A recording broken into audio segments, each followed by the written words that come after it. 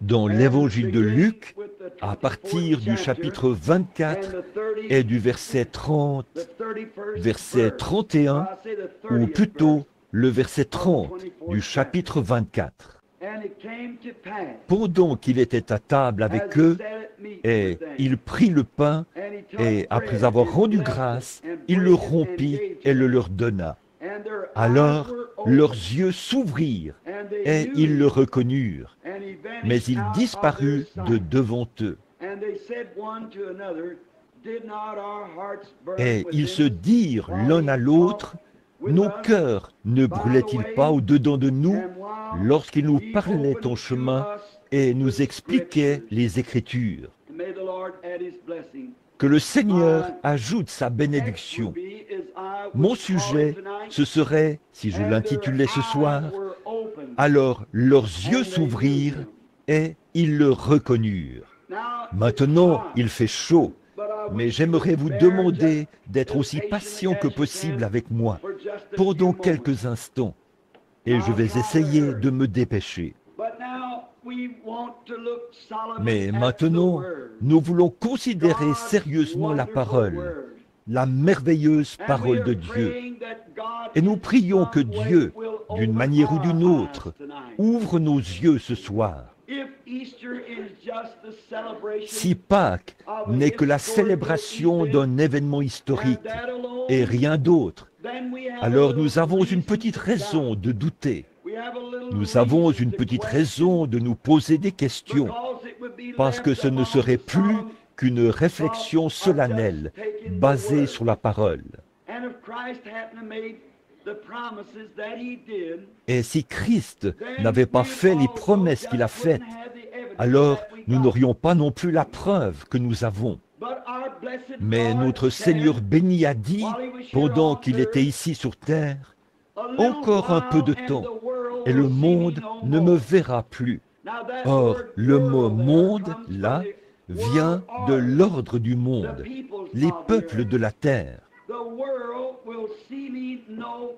Le monde ne me verra plus, mais vous, vous me verrez, car je serai avec vous et même en vous jusqu'à la fin du monde.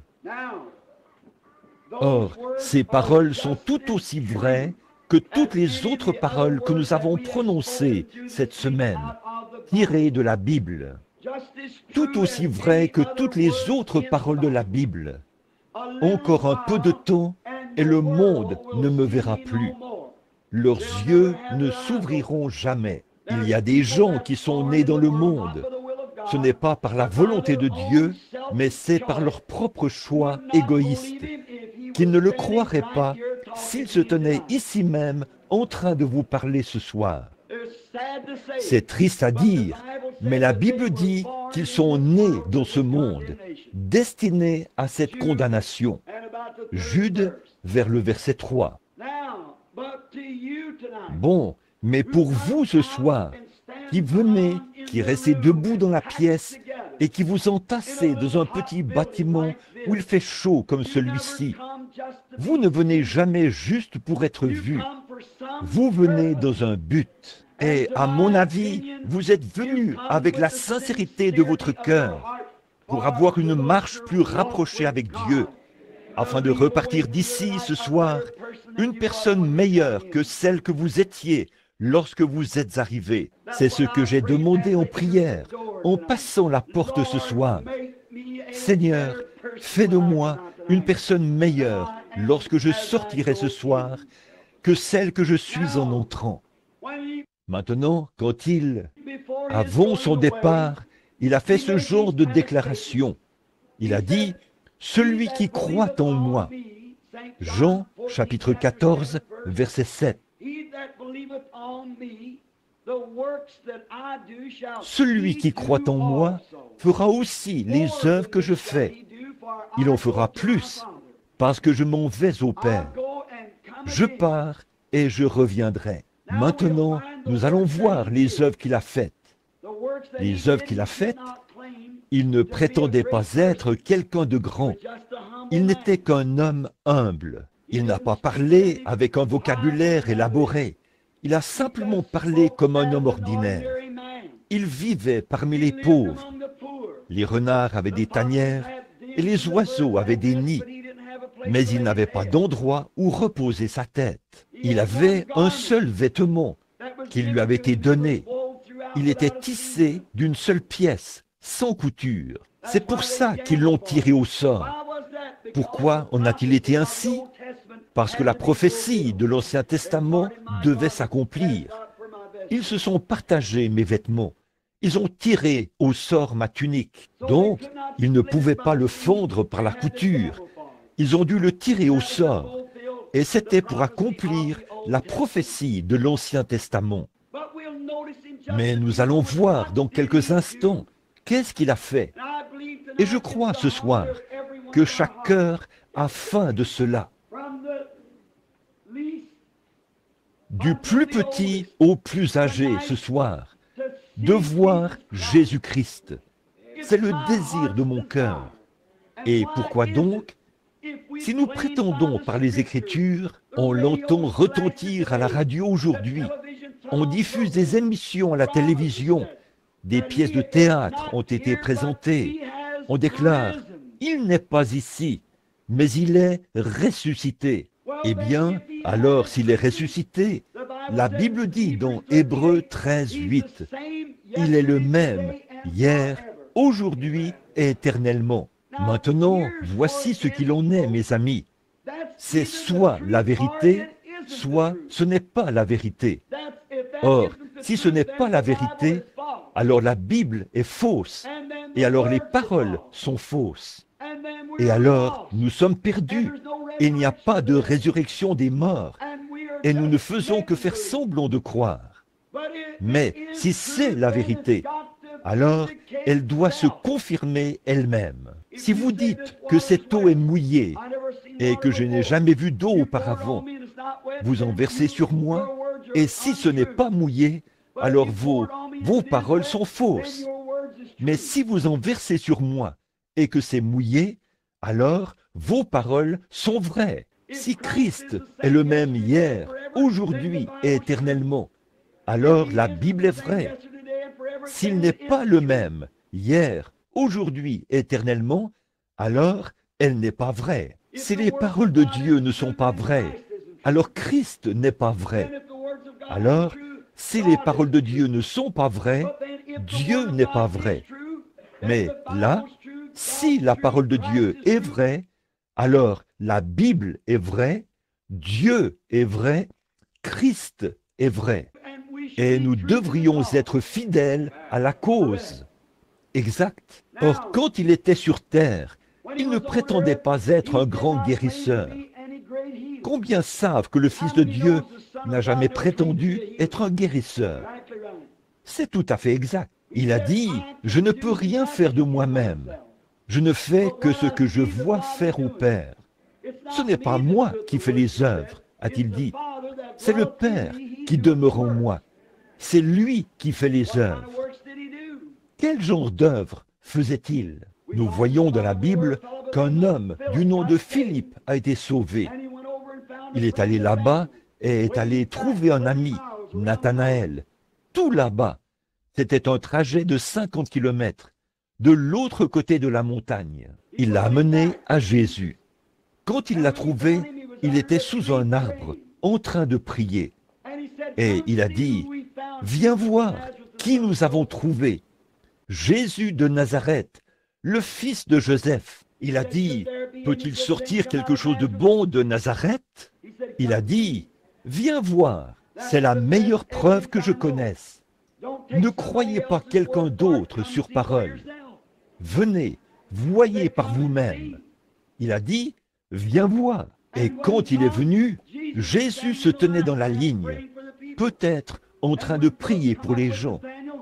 Et quand Philippe et Nathanaël sont arrivés, Jésus a dit, « Voici un Israélite dans lequel il n'y a point de fraude. » Il a dit, « Quand m'as-tu connu, Rabbi ?»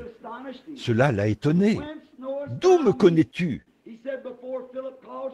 Il a dit, « Avant que Philippe t'appelle, quand tu étais sous l'arbre, je t'ai vu. » à 50 kilomètres de là, à travers une montagne. Pourtant, je t'ai vu. Cela a montré qui il était. Il était le Dieu omniprésent. Pas seulement un prophète, mais Dieu lui-même manifesté dans la chair. C'est pour cette raison qu'il a pu donner sa vie et la reprendre. Un jour, une petite femme est venue puiser de l'eau et il lui a parlé et a dit, « Femme, donne-moi à boire. » Elle a dit, « Vous n'avez pas coutume, vous les Juifs, de nous demander ce genre de choses, à nous les Samaritains. Nous n'avons pas de relation entre nous. » Il a dit, « Mais si tu savais à qui tu parles, c'est toi qui me demanderais à boire. Je t'apporterai de l'eau qu'on ne vient pas puiser ici. » Et elle a dit, « Le puits est profond, Seigneur. Tu n'as rien pour puiser. Et où pourrais-tu trouver cette eau? » Qu'est-ce qu'il était en train de faire? Il était en train de contacter son esprit. Et quand il a découvert quel était son problème, c'était qu'elle vivait dans l'adultère. Elle avait 5 maris et elle vivait avec son 6e. Et Jésus lui a dit, « Va chercher ton mari et viens ici. » Et elle a dit, « Je n'ai pas de mari. » Il a dit, « Non, tu en as eu 5, et celui avec lequel tu vis maintenant n'est pas le tien. Alors, tu as eu raison de dire cela. Regardez maintenant, le Juif. Quand Jésus accomplit ce miracle pour lui, ce Juif fervent, ce vrai, ce véritable Juif a dit, « Tu es le Fils de Dieu, le roi d'Israël. » Il savait que ces signes étaient censés accompagner le Messie. Et maintenant, voici une Samaritaine. Quand ce miracle a été opéré pour elle, elle a dit, « Seigneur, je vois que tu es prophète. Nous savons que quand le Messie viendra, il nous dira ces choses. Mais qui es-tu? » Il a dit, « Je le suis, moi qui te parle. » Elle a laissé sa cruche et s'est précipitée dans la ville et a dit, « Venez voir un homme qui m'a dit ce que j'ai fait. Ne serait-ce point le Messie? » Certainement. Tout au long des Écritures, nous pourrions le voir, qu'il a accompli les choses que le Père lui montrait. La Bible dit dans Jean qu'on lui a demandé pourquoi il n'avait pas guéri tous ses infirmes. Et il a dit, « En vérité, je vous le dis. » Jean 5, 19. En vérité, je vous le dis. Le Fils ne peut rien faire de lui-même. Mais ce qu'il voit faire au Père, le Fils le fait pareillement. Or, si Christ est ressuscité des morts, et qu'il est parmi nous aujourd'hui, et qu'il a promis que les mêmes choses qu'il avait faites, nous les ferions aussi, c'est soit la vérité, soit ce n'est pas la vérité. La Bible dit, il est le même hier, aujourd'hui et éternellement. Et mes amis, je suis vraiment heureux de savoir qu'aujourd'hui, je crois vraiment, de tout mon être, que Jésus-Christ est le Fils de Dieu. Il a été conçu et né par une naissance immaculée. Il a souffert sous Ponce Pilate. Il a été crucifié, il est mort. Il est enseveli. Il est ressuscité le 3e jour. Il est monté au ciel et il est assis à la droite de sa majesté. Et le Saint-Esprit est ici, en train de poursuivre la même œuvre qu'il avait faite quand il était ici sur terre. Quelle belle pensée! Quel beau matin! Le premier matin de la résurrection, le premier Pâques qui s'est levé sur la terre.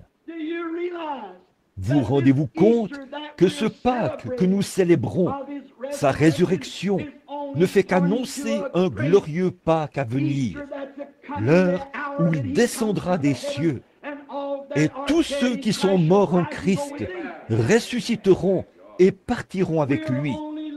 Nous n'attendons que cela, ce grand Pâques qui vient. Et aujourd'hui, comme c'est beau, quelle consolation, quelle preuve nous avons, quand la Bible le déclare. quand son omniprésence le déclare, quand sa puissance de guérison le déclare, quand son grand esprit le déclare, quand tout dans la nature le déclare, son Église le déclare, mon cœur le déclare, le cœur de tout homme né de nouveau le déclare, que Jésus-Christ est le Fils de Dieu et il reviendra. Et il est le même maintenant, hier, aujourd'hui et éternellement. Maintenant, remarquez, c'était en ce beau matin de Pâques. Il y avait eu beaucoup de rumeurs, de conversations. Des femmes étaient revenues de la tombe et avaient dit que des anges leur étaient apparus. Et elles pensaient que c'était un jardinier. C'était Marie, la mère, car elle a entendu une voix parler derrière elle, qui a dit « Qui cherches-tu » Et quand il s'est retourné, elle s'est retournée et a dit « Ils ont emporté mon Seigneur. Je ne sais pas où ils l'ont mis.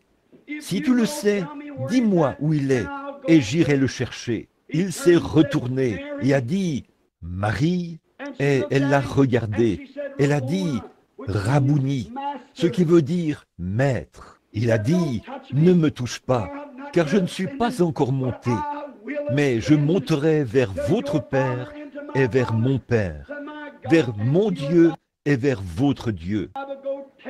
Mais va dire à mes disciples que je les rencontrerai en Galilée. » Combien cela semblait être des rêveries en ce qui concernait cet homme qu'ils avaient vu embaumé, qui était mort, enseveli. Et là, c'était le 4e jour, ou le 3e jour qu'il était mort. Pierre s'était découragé et voulait aller à la pêche. Deux d'entre eux ont dit, l'un s'appelait Cléopas, ils ont dit, nous allons simplement rentrer chez nous, à Jérusalem. Et en chemin, ils marchaient ce matin-là, alors que Pierre, lui, avait pris sa ligne à pêche et était parti à la pêche. Ces deux-là étaient en chemin, tristes. Et alors qu'ils avançaient sur la route, ils disaient, « Eh bien, je suppose que la vie ne vaut pas la peine d'être vécue. Oh, nous croyons vraiment qu'il était le Messie. Comment cet homme qui a ressuscité les morts a-t-il pu se tenir là et laisser ce souverain sacrificateur se moquer de lui? Comment cet homme qui a eu vision après vision a-t-il pu laisser un soldat romain lui bander le visage avec un morceau d'étoffe, le frapper sur la tête et dire « Si tu es prophète, dis-nous qui t'a frappé ». Comment a-t-il pu implorer la miséricorde sur la croix, étant donné qu'il pouvait même ressusciter les morts?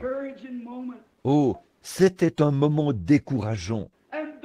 Et ces temps de découragement arrivent pour chaque croyant, pour vous tester, pour vous éprouver et pour voir si vous croyez vraiment. Chaque fils qui vient à Dieu doit d'abord être éprouvé, formé. Certains d'entre vous, ici ce soir, passeront sans doute par cette même épreuve. Si nous devions former une ligne de prière, je ne sais pas du tout qui a des cartes de prière. Personne d'autre ne le sait. On les a simplement battus, puis on vous les a distribués. J'appellerai un numéro au hasard, selon le numéro que j'aurai en tête à ce moment-là. Nous ne pouvons en avoir que quelques-uns à la fois. 2 ou 3 douzaines peut-être passeront dans la ligne de prière. Tous veulent venir. Vous penserez peut-être qu'il vous a laissé de côté, mais ce n'est pas le cas. Il vous éprouve tout simplement pour voir si vous allez vraiment croire en lui. La vision ne guérit pas. La vision ne fait que confirmer sa présence. J'étais assis ici à l'instant, en train de regarder l'auditoire, et je vois une de mes amies, Madame Cox, qui vient du Kentucky. Elle avait un gros cancer au visage, il y a quelques semaines, qui avait déjà rongé le contour de son œil. Elle se mourait. Madame Wood, une bonne amie à moi, m'a téléphoné, et elle pleurait. Elle a dit, « Je crois que ça va complètement ronger l'œil de maman d'ici quelques jours. Le médecin a essayé de faire quelque chose avec un genre de truc, et cela a propagé le cancer. C'était dans un état terrible. Je suis entré et j'ai fait une petite prière toute simple, avec une foi ancrée que cela se produirait. Et la voici, assise ici ce soir, parfaitement normale et en bonne santé. Il n'en reste même plus une trace. Son visage est guéri. Elle est assise juste ici, devant nous.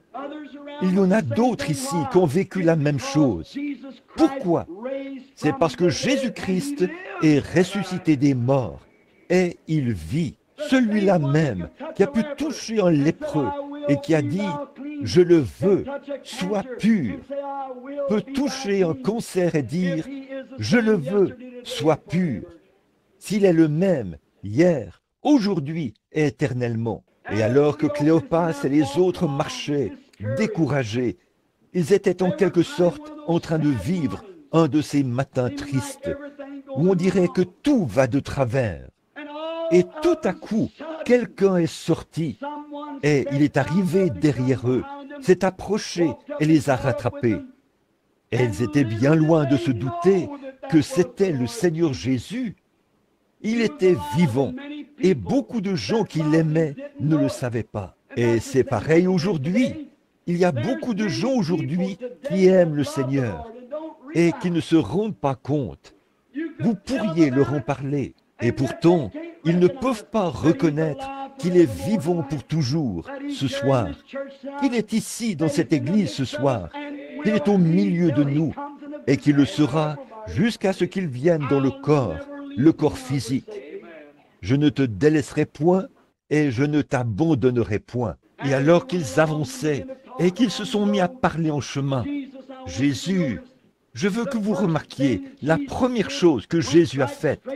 Il est allé directement à l'Écriture. Il a dit, « Ô homme sans intelligence, est-ce difficile pour vous de croire ce qu'ont dit les prophètes ?» Car il venait de leur demander, « Pourquoi êtes-vous si tristes ?» Et ils ont dit, « Es-tu un étranger ?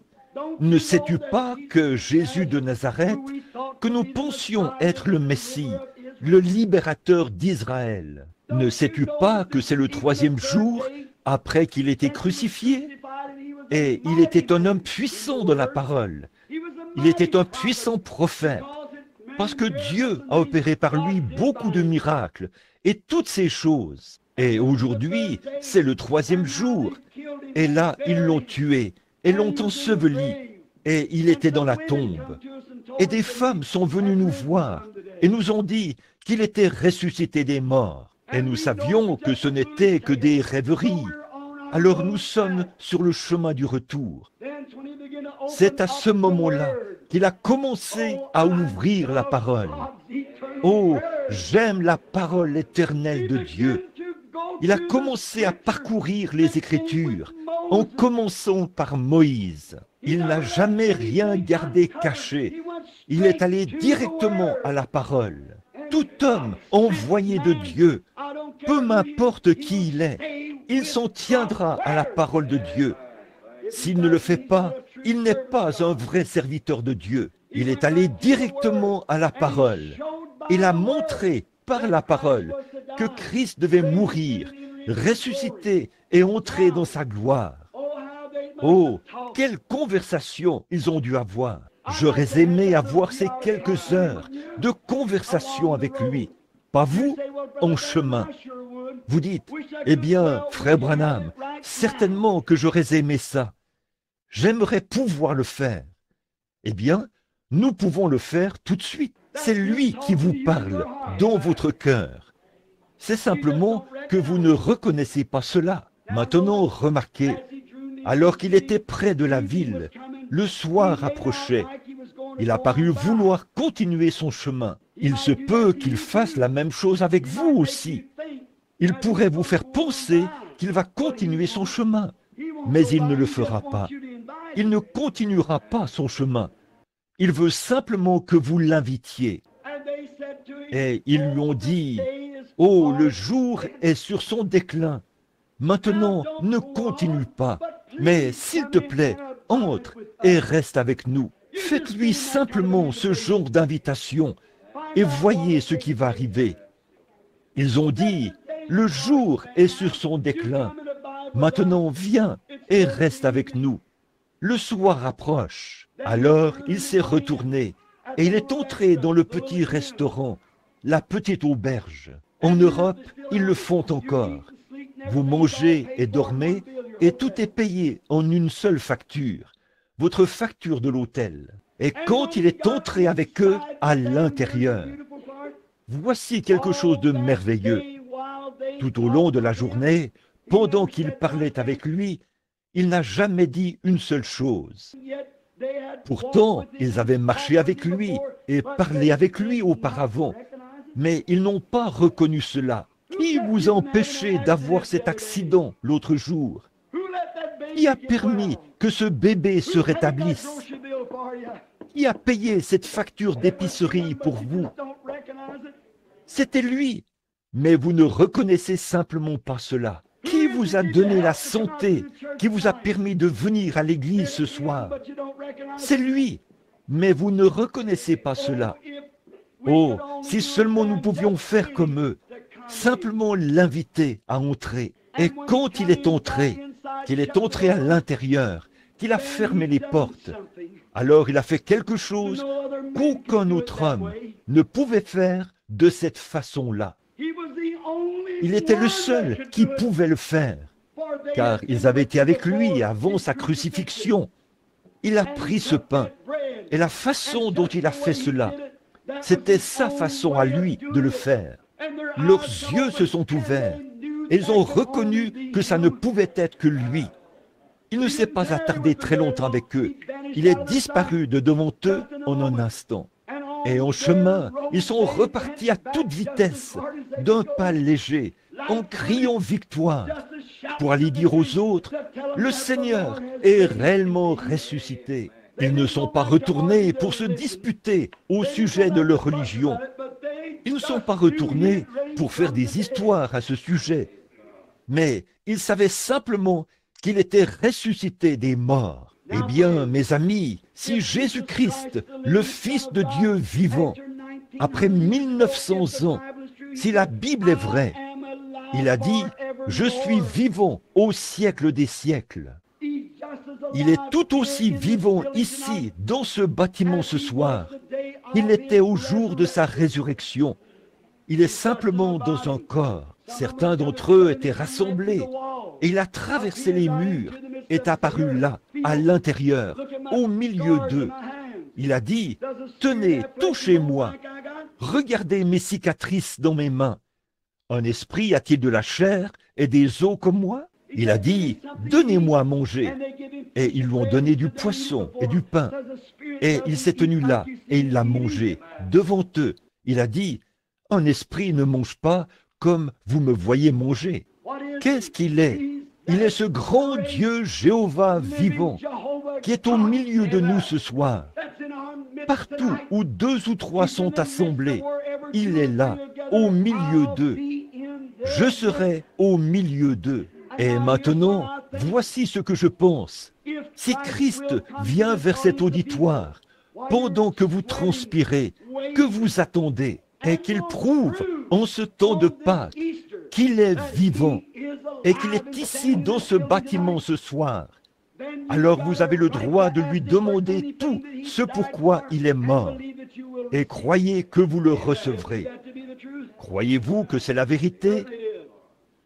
Certainement. Là, je pourrais vous parler longtemps, mais une seule parole de Christ comptera plus que toutes les paroles que moi, je pourrais prononcer, avec une voix fatiguée et cassée, une voix surmenée comme elle l'est. Et puis, autre chose, quand je prêche, puisque je suis chez moi ici, c'est difficile d'avoir une réunion fructueuse avec l'onction de l'Esprit comme ça. Pourquoi? Parce qu'ici, c'est chez moi. Jésus a dit, un prophète, chez lui, dans sa propre patrie, même dans sa propre région. C'est simplement quelque chose qui se passe ainsi. Il est dit que quand il est retourné dans la ville de son enfance, les gens ont dit, N'est-ce pas le fils du charpentier? Sa mère, Marie, n'est-elle pas ici avec nous? Tous ses frères ne sont-ils pas ici? Et ses sœurs aussi? Ne les connaissons-nous pas? De quelle école est-il sorti? À quel séminaire a-t-il obtenu son diplôme? Quelles sont ses références? Il n'est venu ni d'une école, ni d'un séminaire. Il n'avait non plus aucune référence. Mais il est venu de Dieu. Mais ils ne pouvaient pas voir cela. Ils ont dit, d'où lui vient cette sagesse? Et quand ils l'ont vu discerner les pensées des gens, quand Pierre s'est approché de lui, il a dit, tu t'appelles Simon. Le nom de ton papa est Jonas. Ça l'a stupéfait. Comment pouvait-il savoir qui il était? Les pharisiens se tenaient là et ont dit, c'est un Belzébul, il est le chef des 10 heures de bonne aventure. C'est un démon. Et Jésus a dit, vous dites cela contre moi, le Fils de l'homme. Cela vous sera pardonné. Mais quand le Saint-Esprit sera venu et qu'il fera la même chose, si vous dites un seul mot contre cela, il ne vous sera jamais pardonné, ni dans ce siècle, ni dans le siècle à venir. Donc, c'est quelque chose de dangereux. Alors, comment a-t-il pu savoir? Pourquoi a-t-il dit cela? Il savait que ces signes cesseraient jusqu'à ce qu'on arrive à ce dernier jour. Et en ces derniers jours, il ne serait pas juste s'il répandait sa colère sur un peuple juste. Nous avons été pesés dans la balance et trouvés légers. Tout ce à quoi nous pensons, c'est profiter des plaisirs de la vie, des émissions de radio, des choses non censurées. Elvis Presley, Arthur Godfrey, des plaisanteries grossières, des célébrités à la radio et à la télévision. Mercredi soir, nous restons à la maison au lieu d'aller à la réunion de prière pour écouter des âneries pareilles et nous prétendons être chrétiens. Puis, quand Dieu déverse son esprit et montre les signes de sa résurrection, nous condamnons cela et nous nous en détournons. Et c'est un péché impardonnable de faire ça. Jésus a dit, dites un seul mot contre cela, et ça ne vous sera jamais pardonné, ni dans ce siècle, ni dans le siècle à venir. Donc, cet esprit doit venir en ces derniers jours pour prouver que cette parole de Dieu est vraie. Et je dis, sous l'autorité de la parole de Dieu, et par ce que je ressens dans ma propre âme, ce même Esprit Saint, l'Esprit est ici même, en ce moment, au milieu de ces gens. Or, j'ai déclaré qu'il est ressuscité des morts. J'ai déclaré qu'il est vivant, vivant pour toujours. J'ai déclaré qu'il est le même hier, aujourd'hui et éternellement. Le même dans son principe, le même en puissance, le même en toutes choses, sauf dans son corps physique, qui est assis à la droite de Dieu et de la majesté, dont la gloire. Mais le Saint-Esprit est ici, il est à l'œuvre, il agit, il accomplit, il fait exactement ce que Jésus-Christ a fait, car c'est la preuve de sa résurrection. Quelle belle heure! Maintenant, je suppose que vous voyez dans quelle position je me trouve. Maintenant, ce n'est pas seulement devant ce petit groupe d'environ une centaine de personnes, ou de 200 personnes, ici dans ce petit bâtiment, qui sont entassés ici ce soir. Mais j'ai fait cette déclaration devant des milliers de milliers et des centaines de milliers de personnes. J'ai tenu la Bible dans une main et le Coran dans l'autre, et j'ai dit que l'un doit être vrai et l'autre faux.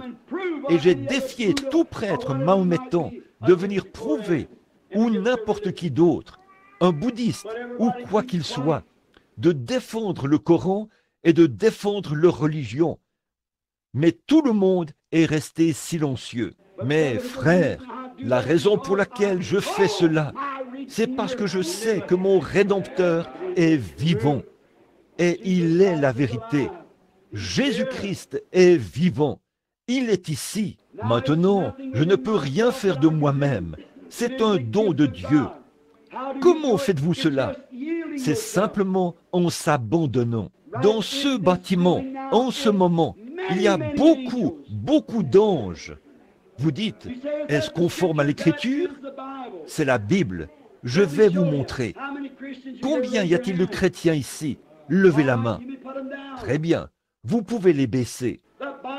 La Bible dit que les anges de Dieu campent autour de ceux qui le craignent. Alors, il y a des anges ici. Aussi Christ a dit, là où 2 ou 3 sont assemblés en mon nom, je serai au milieu d'eux. Alors, il est ici. Tout ce qu'il y a, c'est que vous ne pouvez pas le voir. Mais par la foi, nous croyons cela. Je peux vous prouver que la radio aussi passe ici, des voix. Je peux vous prouver que des images sont en train de passer ici. Ça ne sera pas capté par ce tube-ci. Ça ne sera pas capté par ceci, ce dispositif à cristal, par ce micro. Ce morceau de tissu-ci ne les reproduira pas non plus, parce qu'il n'a pas été conçu pour pouvoir le faire. Mais il y a un matériau qui reproduira cette image. Et Dieu a établi des gens dans l'Église. Premièrement des apôtres, ensuite des prophètes, des docteurs, des évangélistes et des pasteurs. Tous pour le perfectionnement de l'Église. Comment pourrions-nous rejeter l'un et dire que l'autre n'existe pas? Dieu le fait lui-même. Il ne s'agit de rien d'autre que de s'abandonner au Saint-Esprit. Et à partir de là, le Saint-Esprit prend la relève. Et vous ne savez pas ce que vous faites. C'est l'œuvre souveraine du Saint-Esprit. Maintenant, mes amis, vous qui vivez ici, dans ma ville, et je veux dire ceci maintenant, avant de terminer ces réunions de réveil. Un de ces jours, il ne restera même plus une seule cendre à Jeffersonville. Il n'en restera pas une seule à Charlestown. Il n'en restera pas une seule à Louisville. Ce monde est mûr pour le jugement. Ils ont maintenant une bombe à hydrogène que la Russie peut tirer de Moscou, la faire atterrir sur la 4e rue. Et chacune de ces fabriques de poudre, par ici, s'enfoncera 25 mètres sous terre, avec une seule bombe, sur un carré de 25 km de côté. Elle creusera un cratère profond de 45 mètres dans le sol. La main est sur la détente. L'horloge continue son tic-tac. Il est plus tard que vous ne le pensez. Pourquoi attendre jusqu'à ce moment-là? Souvenez-vous, si cette tente où nous habitons sur la terre est détruite, nous en avons une qui nous attend. N'ayez pas peur des bombes à hydrogène, ni de rien d'autre. Tant que vous avez Christ dans votre cœur, c'est le meilleur abri anti-aérien que je connaisse. Il est fait de plumes. Sous ses ailes, vous demeurez. Alors, ne vous inquiétez pas de ces choses-là, si vous êtes chrétien.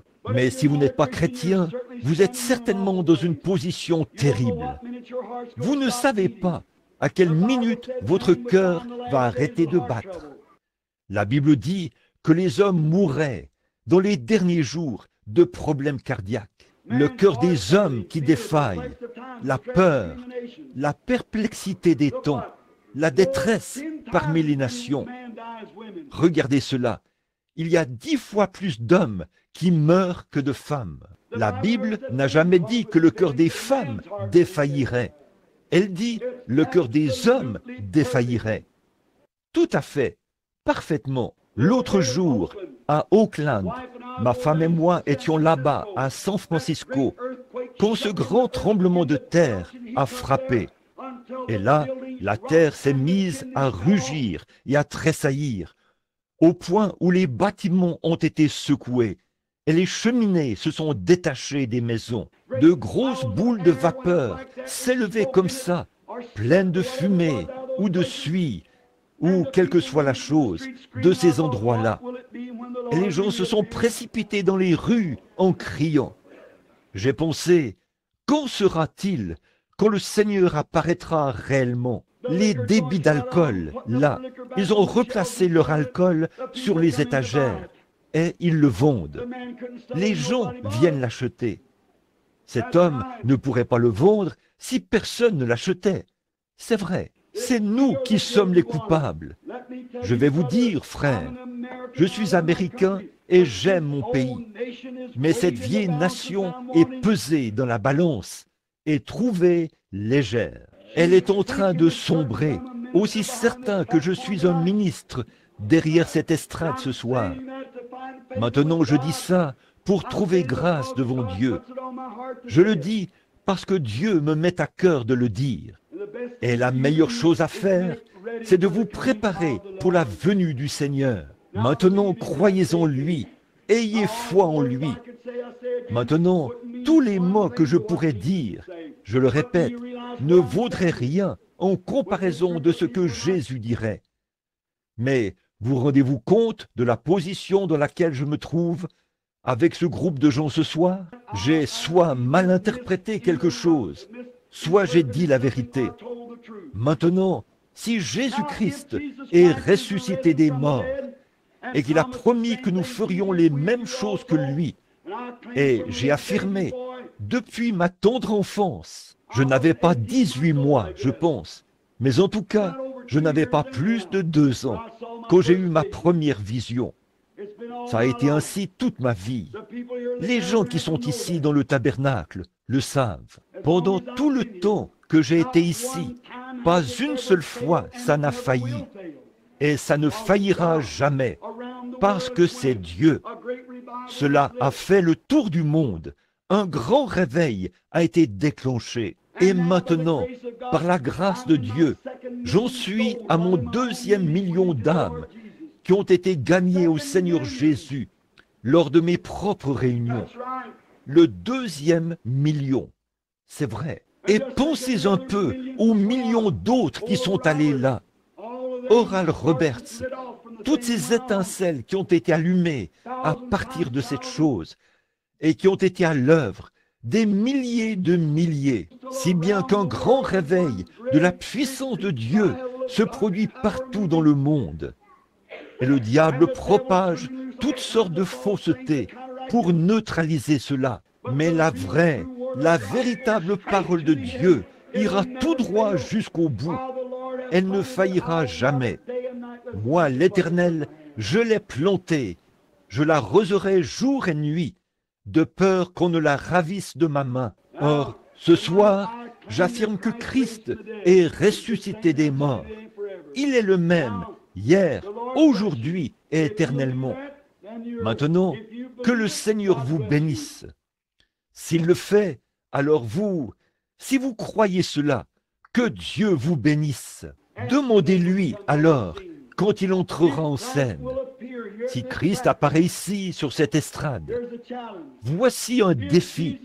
Si Jésus-Christ, le Fils de Dieu, apparaît ici même sur l'estrade et fait les mêmes choses qu'il a faites quand il était ici sur terre, croirez-vous en lui? Regardez-le sur le chemin d'Emmaüs, comme ces garçons ont rompu.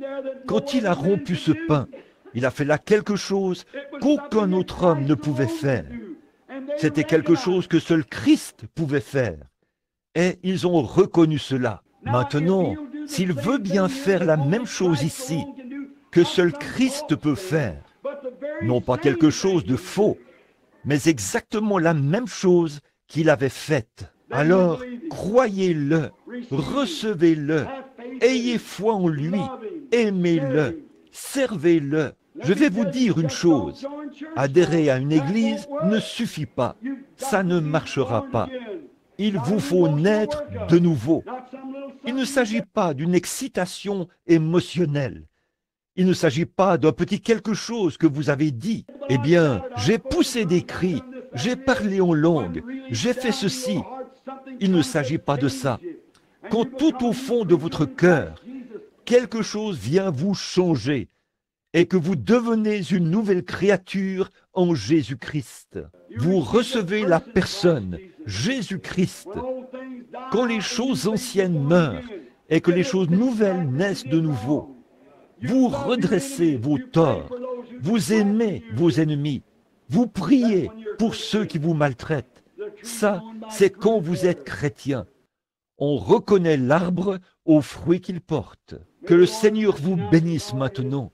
alors que nous courbons la tête. Je vais demander à la sœur d'aller au piano et de jouer lentement. Le grand médecin est proche maintenant, le compatissant Jésus. Et vous qui êtes à l'extérieur, là, qui avez des cartes de prière, approchez-vous de la porte. Nous allons commencer dans un instant. Prions.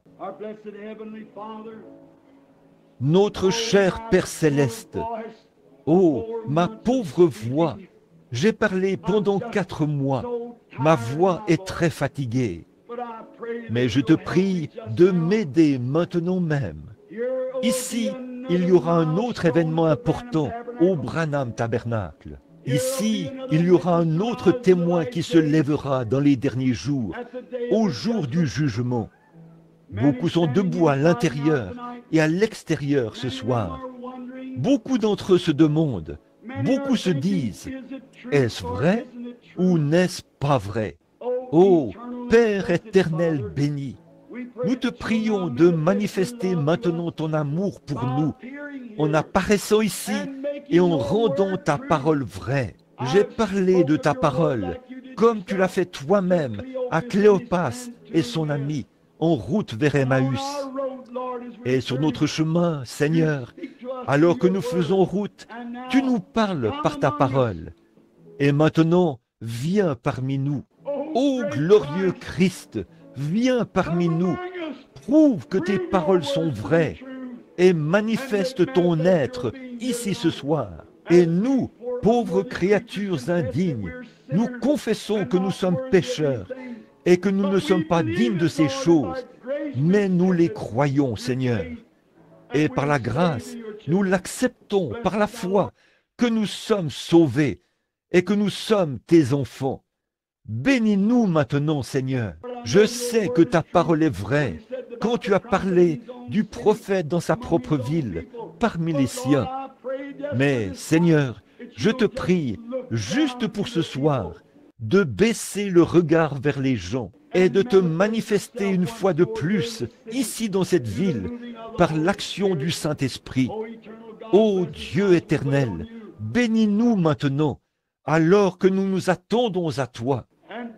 Fais les choses que tu as faites avant ta crucifixion, et Jeffersonville n'aura pas la moindre raison de se plaindre. Mais nous savons qu'ils seront sans excuse ce jour-là, car tu t'es manifesté. Au nom de Jésus, je prie. Amen. Pas pour ça qu'elle veut que je prie.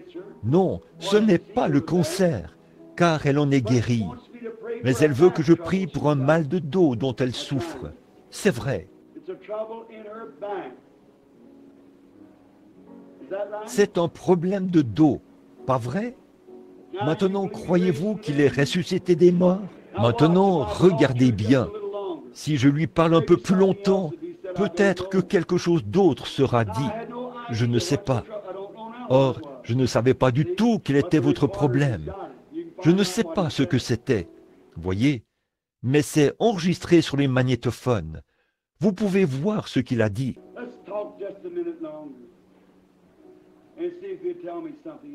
Parlons encore un instant et voyons s'il va me dire autre chose.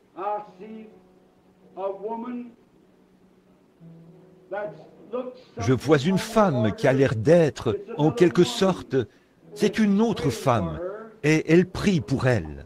Et elle est dans une sorte d'institution ou d'hôpital. C'est un genre de... C'est un institut psychiatrique.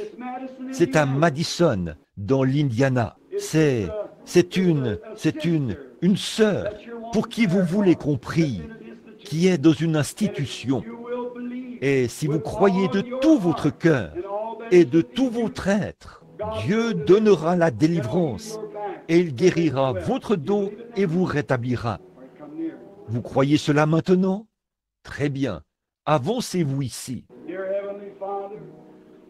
Cher Père Céleste, nous te prions au nom de Jésus-Christ de guérir cette femme et de la rétablir. Et accorde-lui cette bénédiction. Et je prie que la miséricorde de Dieu repose sur elle, qu'elle la guérisse et que la gloire te revienne. Je prie au nom de Jésus-Christ. Amen. J'aimerais dire ceci. Il y a une vibration qui vient de là, qui vient juste d'ici. Juste un instant. Restez là un instant. J'ai remarqué que cette lumière vous a quitté, s'est déplacée.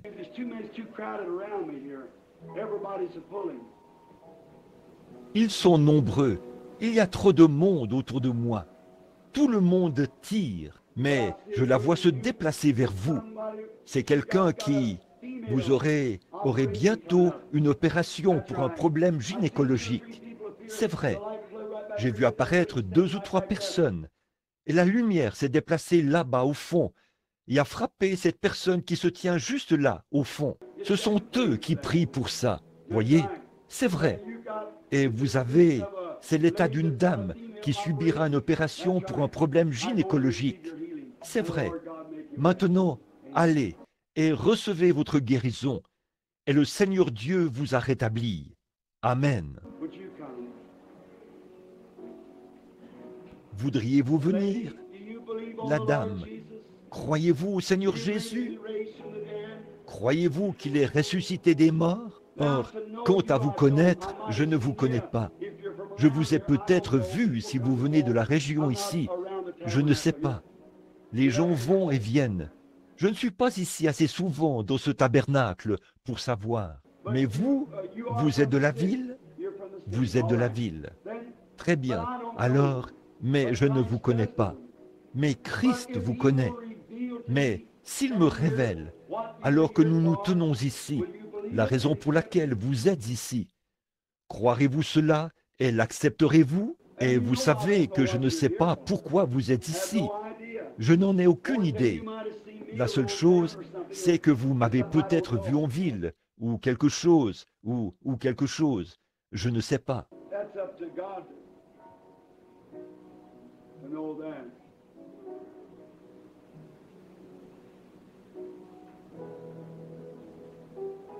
C'est à Dieu de savoir cela. Là-bas au fond, voulez-vous vous remettre de ce problème intestinal que vous avez?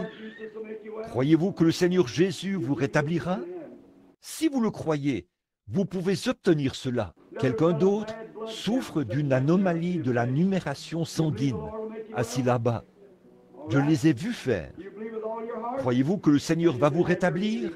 Très bien. Croyez-vous de tout votre cœur? Alors, vous pouvez recevoir votre guérison. Dieu vient de vous guérir. Vous l'avez touché. Ce n'est pas moi que vous avez touché. Vous êtes à 10 mètres de moi. Amen. Maintenant, croyez-vous qu'il est ressuscité des morts? Regardez simplement et vivez, là, pendant qu'on avance dans la ligne.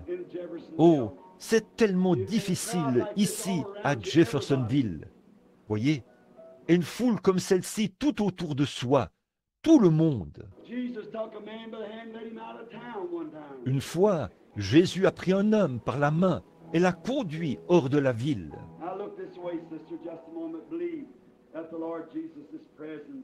Maintenant, regardez par ici, sœur, juste un instant. Croyez que le Seigneur Jésus est présent pour vous aider.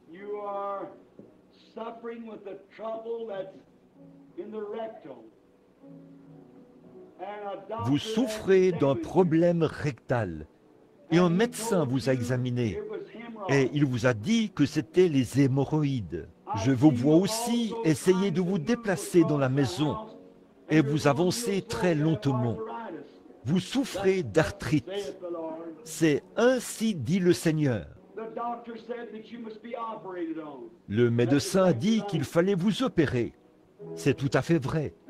Et je l'ai vu signer cette petite carte-là, dans son bureau. Rebecca Baker, 509 rue Graham. C'est tout à fait vrai. C'est dans son bureau, inscrit sur le rapport.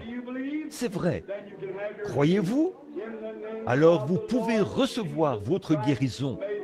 Au nom du Seigneur Jésus-Christ, que cette femme reçoive sa guérison.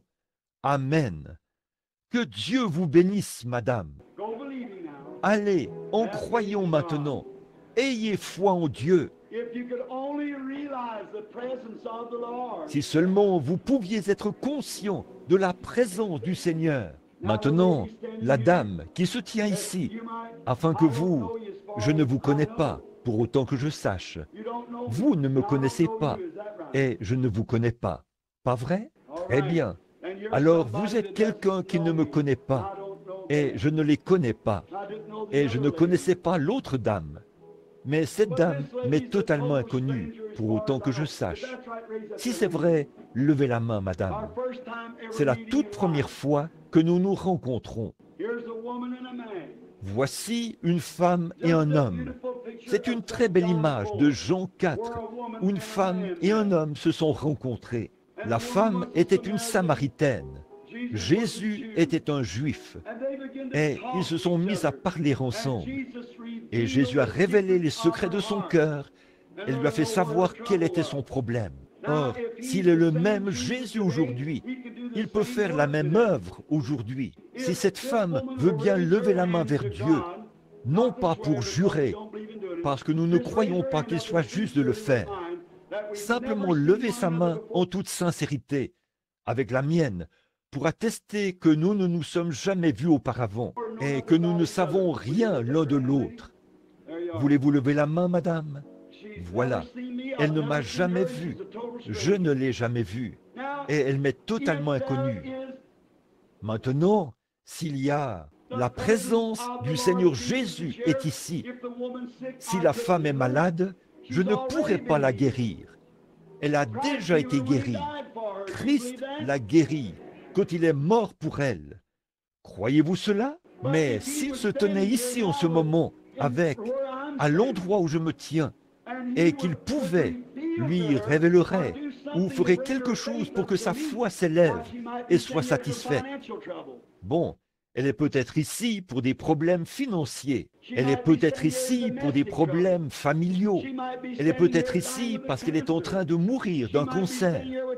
Elle est peut-être ici parce qu'elle souffre de la tuberculose. Je ne sais pas.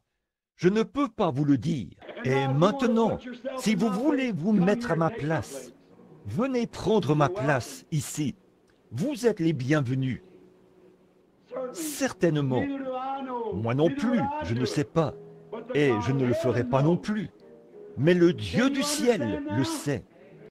Comprenez-vous maintenant? Et si Christ accomplit la même chose ici, la vérité infaillible, comme il est ressuscité des morts et a prouvé qu'il est le même Jésus qui a parlé à la femme au puits, combien ici diront « Je le recevrai tout de suite comme mon guérisseur » ou quel que soit mon besoin. Levez la main pour dire « Je le recevrai s'il fait cela ». La femme qui a les mains levées, nous ne nous sommes jamais rencontrés. Que le Seigneur l'accorde, c'est ma prière. Maintenant, la dame semble s'éloigner de moi. Si l'auditoire peut entendre ma voix, je vois quelqu'un debout. Elle n'est pas vraiment ici pour elle-même.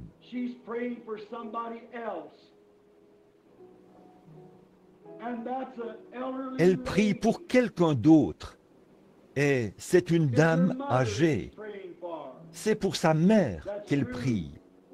C'est vrai, elle a de petites crises cardiaques, quelque chose comme des palpitations cardiaques. Elle ne peut pas dormir la nuit. N'est-ce pas vrai? Levez la main si c'est vrai. Et cette dame n'est pas de cette région-ci. Cette dame vient de loin. Cette dame vient de la Géorgie. C'est tout à fait vrai. Et vous venez de la Géorgie. Et vous voulez aussi qu'on prie pour vos yeux. Vous êtes en train de devenir aveugle. Et c'est vrai. Croyez-vous que Dieu vous rétablira? Si c'est vrai, levez la main. Très bien. Maintenant, croyez-vous? Ayez foi en Dieu maintenant. Pendant que je prie pour elle, vous qui êtes dans la salle, priez pour vous-même et croyez Dieu. Il est ici, omniprésent. Venez ici, sœur. Ô Sauveur béni, je te prie, au nom de Christ, d'accorder à cette femme son désir. Puisse la puissance du Dieu Tout-Puissant reposer sur elle, qu'elle soit guérie et qu'elle reçoive ce qu'elle a demandé. Je prie pour cette bénédiction au nom de Jésus. Amen. Maintenant, allez, réjouissez-vous et soyez heureuses. Et sœurs, croyez et soyez rétablies. Très bien. Je n'en suis pas sûr, mais je crois que je connais cette femme. Je crois que vous êtes de Georgetown, parce que je suis... N'êtes-vous pas parente avec frère Argenbright? Bien sûr, cette onction-là, c'est différent. Vous vous rendez compte qu'il y a une différence en ce moment. Quand je vous parle ailleurs, en ce moment, c'est différent. Vous ressentez quelque chose comme une sensation très agréable.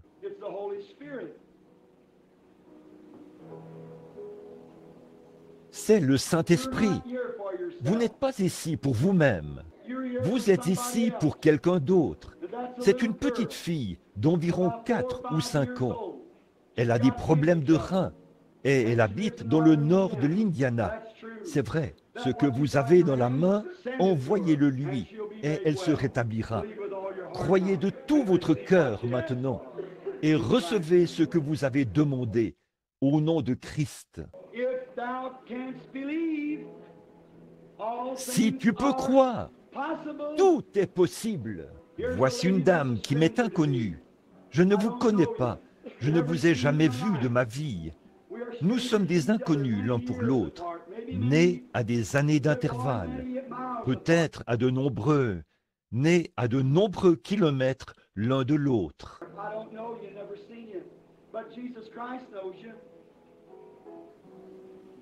Je ne vous connais pas, je ne vous ai jamais vu, mais Jésus-Christ vous connaît. Il s'est passé quelque chose dans l'auditoire. Un homme est apparu près de moi. Le voici, assis là, une hernie ombilicale. Croyez-vous, monsieur? Alors Christ vous guérit et vous rétablit. Amen. C'est comme ça qu'il faut faire. Croyez. Qu'est-ce qu'il a touché? Je n'ai jamais vu cet homme, mais il était guéri sur le champ. Il a touché le Seigneur Jésus, qui est présent ici. Débarrassez-vous de cette incrédulité. Oubliez que je suis William Branham. Regardez à Jésus-Christ. C'est lui qui est ici. Je défie votre foi au nom de Christ. Ne pensez pas à moi, mais croyez que c'est le Seigneur Jésus qui est ici. Et voyez ce qui va arriver. Peu m'importe où vous êtes dans le bâtiment. Maintenant, voici une petite femme. Je ne l'ai jamais vue. Elle est plus âgée que moi. Je ne sais pas qui elle est, d'où elle vient. Je ne sais rien à son sujet. Je lui suis totalement inconnu. Mais Christ la connaît. S'il me révèle la raison pour laquelle vous êtes ici, accepterez-vous cela et le croirez-vous? Vous avez ressenti cette drôle d'impression il y a quelques minutes, quand j'ai dit quelque chose, n'est-ce pas? C'est votre sœur, celle qui est à l'hôpital psychiatrique de Madison, dans l'Indiana. C'est exact. En effet, une autre femme se tenait ici, et vous étiez là, à regarder de ce côté-ci. Et quand vous vous êtes avancé ici, vous croyez la vision. C'est tout à fait vrai. C'est ce qui a produit cela. Et la raison pour laquelle vous êtes ici ce soir, c'est parce que vous avez un problème cardiaque. Vous venez de faire une crise cardiaque. C'est tout à fait vrai. Et je vois maintenant, en regardant dans une vision, cette région vallonnée. Vous venez de quelque part, ici, dans le sud de l'Indiana. Vous venez de près de Corridon. C'est de là que vous venez. Rentrez chez vous. Vous êtes rétablis. Jésus-Christ vous rétablit.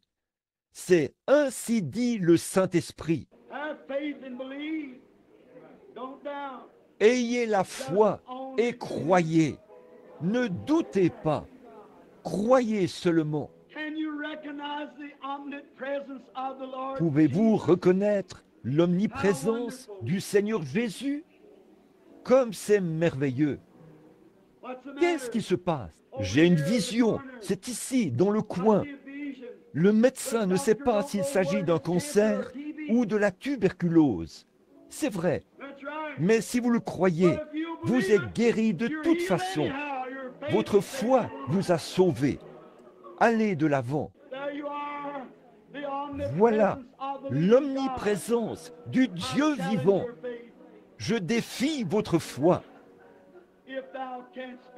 Si tu peux croire, maintenant, il est ressuscité des morts. Il est ici avec nous. C'est lui. Ce sont les choses mêmes qu'il a faites quand il était ici sur terre. 2000 ans ont passé. Il est toujours vivant. Et il est vivant au siècle des siècles. Croyez simplement. Ayez la foi. Je ne vous connais pas, madame. Je ne vous ai jamais vu de ma vie. Je ne sais rien à votre sujet. C'est vrai, n'est-ce pas? Jésus-Christ vous connaît. Si Dieu me révèle pourquoi vous êtes ici, croirez-vous en lui et croirez-vous que je suis son prophète? S'il le fait, vous saurez que quelque chose m'a oint. Vous sauriez absolument que c'est cela. Maintenant, si je disais, je vais vous imposer les mains, soyez guéris, vous auriez le droit d'en douter. Mais si Dieu me dit quelque chose que vous savez être la vérité, alors vous saurez si c'est la vérité ou pas. Pas vrai? C'est un trouble gynécologique. Vous avez été opéré. Je vous vois sortir de la table d'opération avec quelque chose de blond sur le visage. Mais ça n'a pas réussi. C'est vrai. Mais ce diable s'est caché du médecin. Mais il ne peut pas se cacher de Dieu. Rentrez chez vous et soyez rétablis, madame.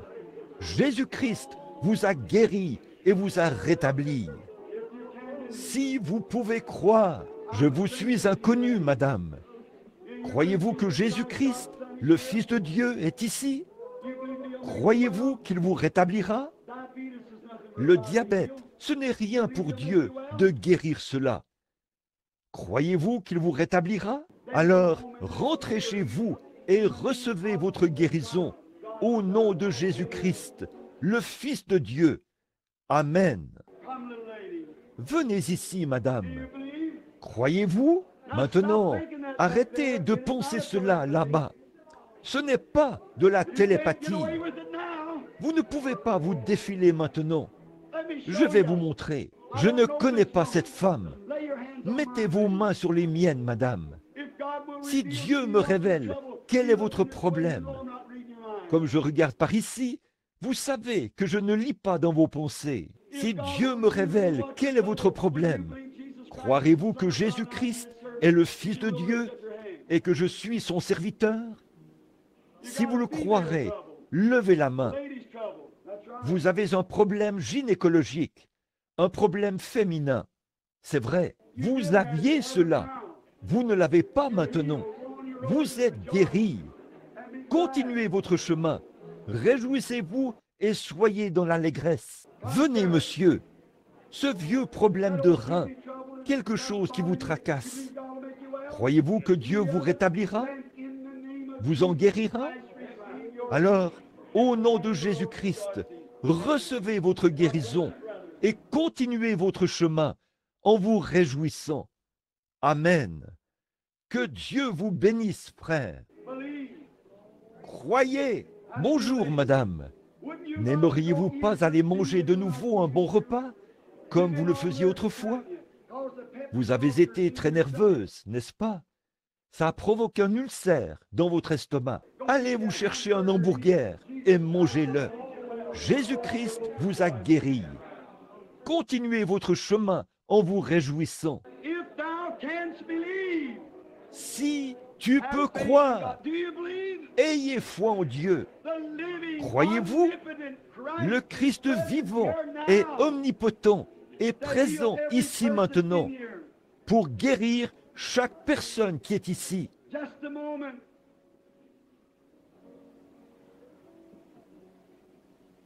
Juste un instant. Tout au bout de la rangée, assis juste là, il y a un jeune homme assis là. Ta foi est plus grande que tu ne le pensais, fiston. Tu avais un problème cardiaque, n'est-ce pas? Si c'est vrai, lève-toi. Jésus-Christ t'a guéri, fiston. Tu es rétabli. Continue ton chemin et sois en bonne santé. Croyez-vous en lui? Ayez foi en Dieu. Voici un homme que je ne connais pas. Nous sommes des inconnus l'un pour l'autre. Je crois que cet homme a été baptisé ce matin, mais je ne vous connais pas. Je n'ai aucune idée qui vous êtes. N'est-ce pas vrai? Si Jésus-Christ me révèle pourquoi vous êtes ici, accepterez-vous cela?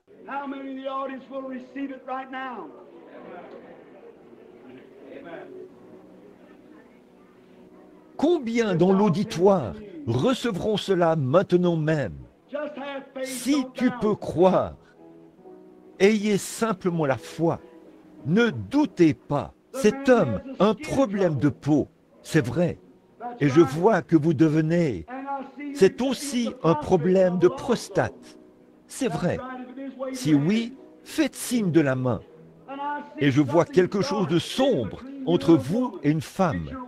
C'est votre femme. Vous priez pour elle. Elle est une pécheresse. Et vous voulez qu'elle devienne chrétienne. C'est ainsi dit le Seigneur. C'est vrai. Allez lui imposer les mains et priez pour elle. Que Dieu dans le ciel révélera l'importance de ces choses qui sont réelles. Croyez-vous? Croyez-vous que Dieu le fera? Si tu peux croire, je défie votre foi. Là-bas, tout au fond, où que vous soyez, regardez et vivez. Ayez foi en Dieu, où que vous soyez. Si tu peux croire, tout est possible. Si vous pouvez croire,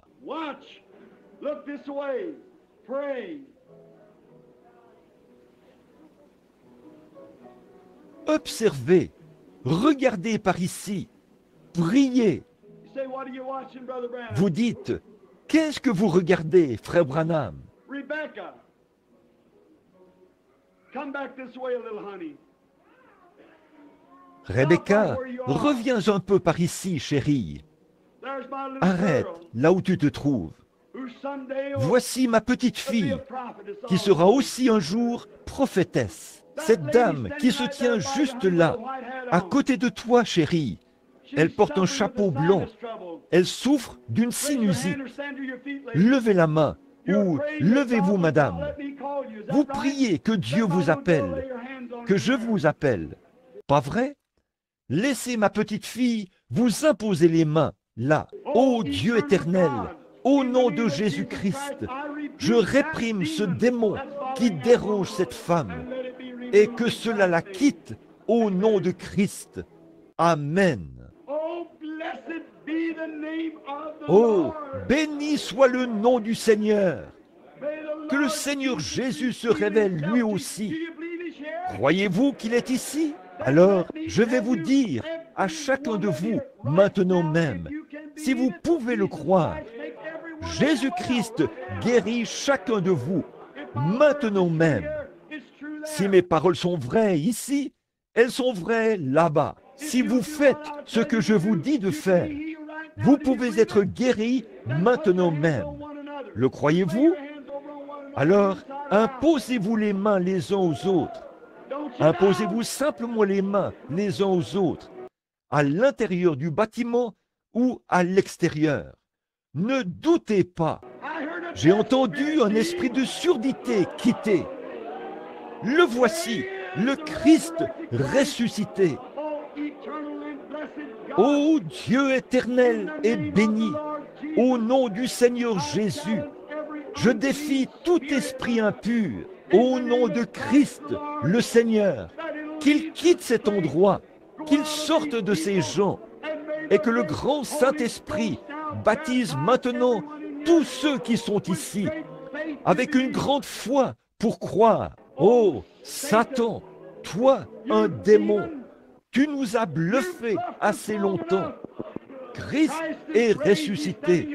Il est ici, et les clés de la mort et du séjour des morts sont accrochés à son côté. La puissance de guérison a été payée. Et nous t'adjurons par le nom de Jésus-Christ, le Fils de Dieu qui est vivant, de quitter ces gens.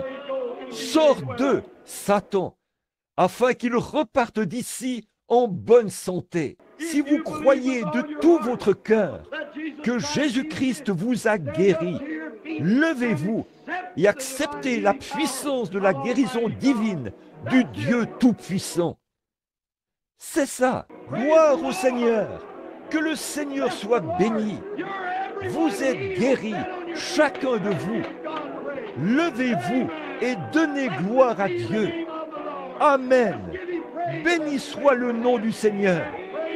Donnons-lui la louange alors que nous levons les mains et que nous le louons. Que le Fils du Dieu vivant soit béni. Amen.